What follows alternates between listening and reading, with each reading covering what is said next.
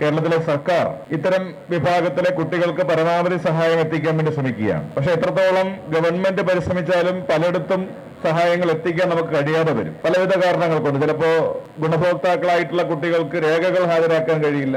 ആ രേഖകൾ സമ്പാദിക്കുന്നതിന് വലിയ പ്രയാസം നേരിടും. അപ്പൊ ഇങ്ങനെയെല്ലാമുള്ള കുട്ടികളെ കണ്ടെത്തി ഒരു ഗ്യാപ്പ് ഫില്ലിംഗ് ഇത്തരത്തിലുള്ള ചാരിറ്റബിൾ സംഘടനകൾ കൂടി നടത്തിയാൽ അതൊരു വലിയ മുന്നേറ്റമായിരിക്കും നമ്മുടെ സമൂഹത്തിൽ ഉണ്ടാക്കുക. 2025 നമ്മുടെ കേരളം അതിദാരിദ്ര്യം ഇല്ലാത്ത വിശപ്പ് രഹിതമായിട്ടുള്ള നാടായി മാറാൻ വേണ്ടി പോവുകയാണ്. നമ്മൾ വിചാരിച്ചാൽ അത് നടക്കുമെന്നുള്ള കാര്യത്തിൽ തർക്കമില്ല. ഇപ്പൊ തന്നെ 64,000 പേരുടെ പട്ടികയിൽ പകുതിയിൽ അധികം ആളുകൾക്ക് നമ്മൾ ആനുകൂല്യങ്ങൾ എത്തിച്ചു കഴിഞ്ഞു. നമ്മൾ കണ്ടത് രേഖകളില്ലാത്തവർക്ക് രേഖകൾ കൊടുത്ത് തന്നെ ആശ്വാസം കൊടുക്കാൻ കഴിയും. കാരണം നമ്മുടെ കയ്യിൽ ഒരു ആധാർ കാർഡോ ID കാർഡോ ബാങ്ക് പാസ്ബുക്കോ ഉണ്ടെങ്കിൽ ഉറപ്പായിട്ടും പെൻഷൻ കിട്ടും. ഒരു BPL റേഷൻ കാർഡ് കയ്യിലുണ്ടെങ്കിൽ റേഷൻ ഷോപ്പിൽ നിന്നും മറ്റു സ്ഥാപനങ്ങളിൽ നിന്നും സൗജന്യമായി ഭക്ഷ്യധാന്യങ്ങൾ കിട്ടും. സർക്കാരിന്റെ ആശുപത്രിയിൽ പോയാൽ സൗജന്യമായിട്ടുള്ള ചികിത്സ കിട്ടും. ഒരു ഇൻഷുറൻസ് കാർഡ് ഉണ്ടെങ്കിൽ സ്വകാര്യ ആശുപത്രിയിൽ നിന്ന് പോലും ചികിത്സ നമുക്ക് നേടിയെടുക്കാൻ വേണ്ടി കഴിയും. അപ്പൊ ഇത്തരം അത്യന്താപേക്ഷിതമായ രേഖകൾ നൽകുക എന്നതുകൂടി നമ്മൾ ഈ പദ്ധതിയുടെ ഭാഗമാക്കി മാറ്റുകയാണ്. എന്റെ മുമ്പിലിരിക്കുന്ന ഭിന്നശേഷി വിഭാഗത്തിൽപ്പെട്ട കുട്ടികൾക്ക് നിതാന്തമായിട്ടുള്ള പരിചരണം ആവശ്യമുള്ള കുട്ടികളാണ്.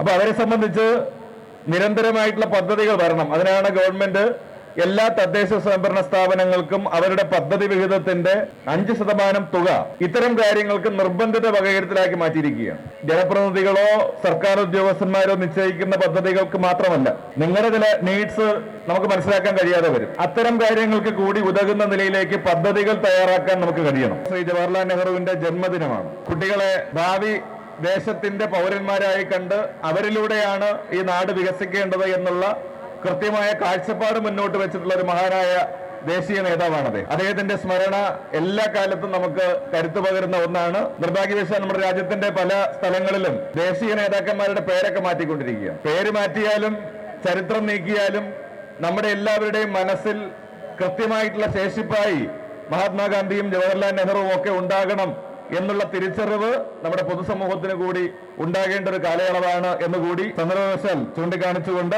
എന്റെ മുമ്പിലിരിക്കുന്ന കുഞ്ഞുങ്ങൾക്ക് ബാല്യദിനത്തിന്റെ ആശംസകൾ കൂടി നേർന്നുകൊണ്ട് വാക്കുകൾ ചുരുക്കുന്നു.